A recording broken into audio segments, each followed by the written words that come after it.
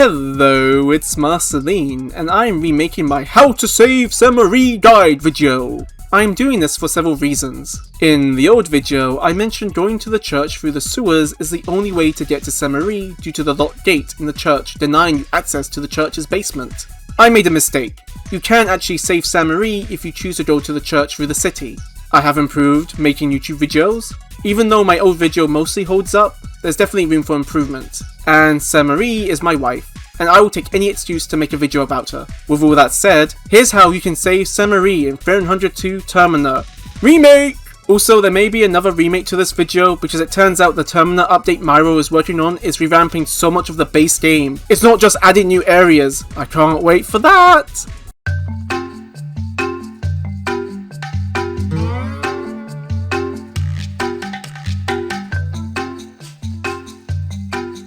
Before I talk about the different routes you can take to save Samarie, I have to explain the obstacles you will face trying to save our fave goth girl.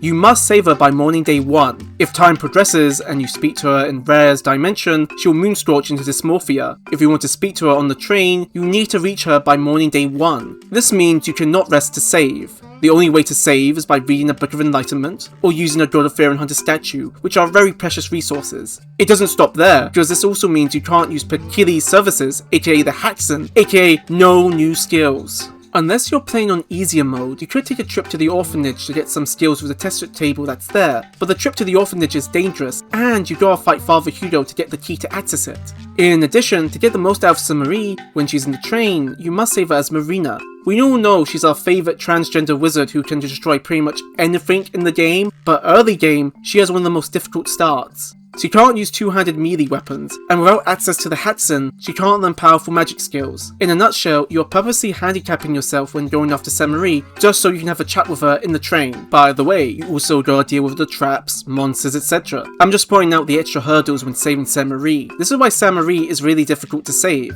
In my opinion, she's the hardest contestant to save in the game. I know technically you can save her by not entering the Rare's dimension and going for ending A, but the point of this video is to get her to the train alive, so we can talk to her, damn it! So let's talk about the different routes you can take to save Samarie. Friends, we are the friends. Celebrate another one of birthday bash. Michael, it's your birthday today.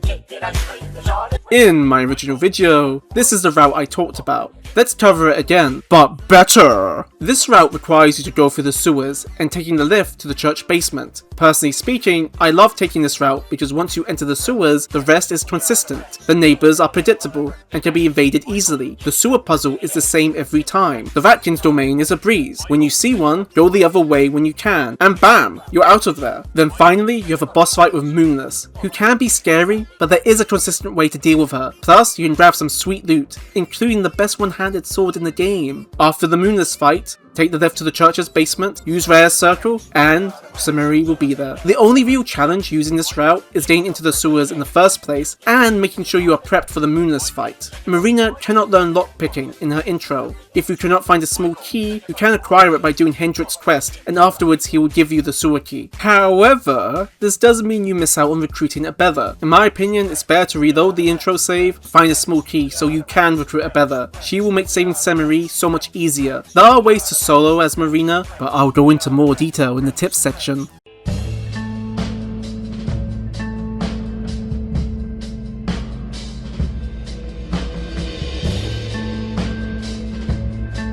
In my original video, I said don't take the city route, because you couldn't get to Samarie due to the locked gate. However, I was wrong. So, let me explain how you can save Samarie by going to the church through the city, and why I do not recommend this route. Firstly, you need to bypass the gates to the city. There are multiple methods to unlock it. If you have a trench shotgun, you can blast the locks open. If you have bolt cutters, then you can cut the locks open. If you do enough damage, you can break the gates. And lastly, the intended way is to get the Lion Brass key and the Eagle Brass key to unlock it. Can you see the issue here? Unlike obtaining one small key to open the sewer gates, none of these methods are ideal, especially if you're playing as Marina. The shotgun can be obtained through crates and chests, but it's a really rare drop. On top of that, you need ammo as well, which is also a really rare drop. So getting one early game with ammo is a nightmare. Of course, you can play as Levi to get one with ammo in his intro, but we want to do this as Marina, so that's a no-go. The bolt cutters is an even rarer drop than the shotgun, a 0.1% more rarer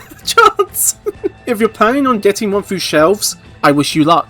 Now, there is one guaranteed ones at the church when you use it to get to the church's basement to save Samarie, but of course, you can't use those ones to open the gates to the city. There's also another place it spawns according to the wiki, but I couldn't get it to appear, but regardless it requires the gentleman to be in play, and by then it's too late to save Samarie. He only spawns after some time has progressed. Doing enough damage to break the city gates is also a no-go. 1100 damage is needed to break them. All doors are immune to crits. Don't even try it. Don't even think about it. You're not gonna break them. Lastly, the intended way is very possible, but again, you will need to do Hendrik's quest to get the Lion Brass key, then go for the Eagle Brass key, which means you lose out on recruiting a Beather. There is another way to get the bolt cutters, but it is a very controversial method, which I will explain in the tip section. As you can see, to open the gates to the city is no easy feat. Again, I'm not mentioning the traps or monsters etc. you gotta deal with as well. But okay, you manage to get into the city. What do you do next?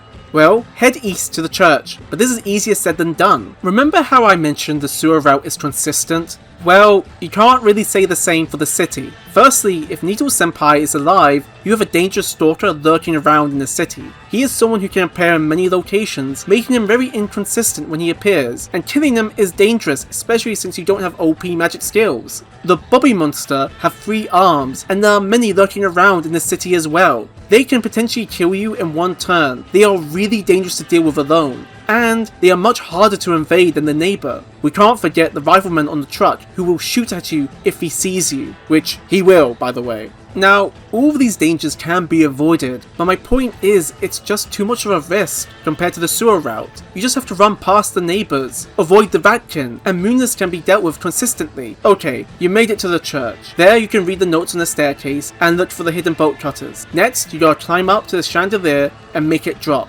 But wait, there are Pithermen there. Not only will they pursue you, but they can knock you off the planks, and you will drop down to the first floor of the church. Not to mention, you can also drop down by yourself if you misstep. Yeah, that's so much fun! That's done. Head to where the chandeliers drop, and head down to the church's basement, and make your way to Samarie through Rare Circle. I hope you understand why taking the city route is not recommended. Sure, you don't have to deal with a boss, but overall, there's just too much risk going through the city. It's less consistent. But there is one lifeline when going through the city than the sewer. More loot! Let's go gambling! Aw, dang it! There's way more loot you can acquire, meaning more chances to get lucky with the drops. But alas, you may be cursed by the RNG gods and get crap. Those are the current routes you can use to save Samarie with the current version of 302. But, I like saying but, don't I? The video is far from over. I want to share some additional tips to help you save our beloved Queen Samarie.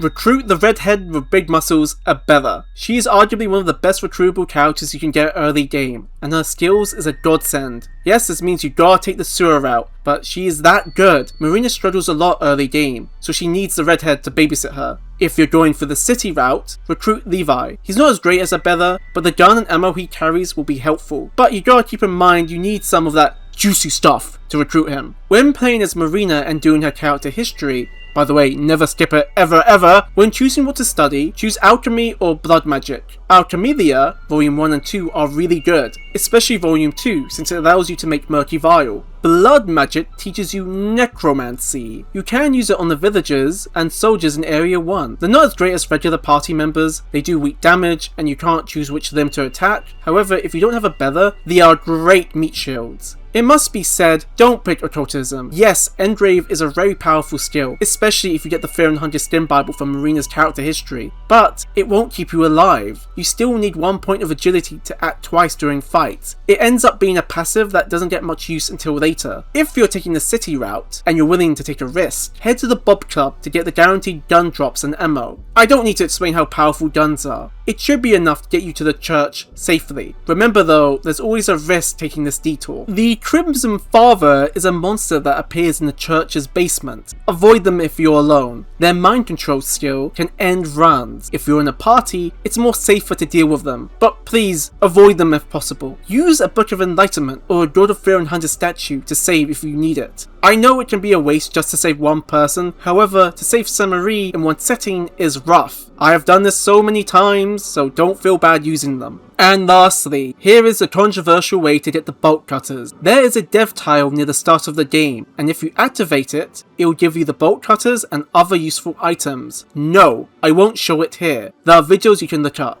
This will make saving Samarie a lot easier. You can recruit a Beather, Levi, and use Necromancy to get a full party. Like, you can do some serious preparation before busting the gates open. Or you could say fuck it, we ball, and run straight to the church. Even if you die, just reload, a save, get the bolt cutters and try again. I want to be clear, use a tile if you want to. I'm not here to judge you, and to be honest, I've used it too in some runs. But the thing is though, the sense of challenge and satisfaction of saving Samarie is gone by doing this. In the first game, I never felt bad using the dev tiles, because that game is beyond cruel. However, in the sequel, Myro really balanced the difficulty, and added some really good quality of life changes, where if I use the dev tile, I feel really guilty, and that's why I won't show it here. If you really want to use it, go look for it yourself. But by all means, if saving Samarie is too difficult, use it. I'm only expressing my thoughts about it.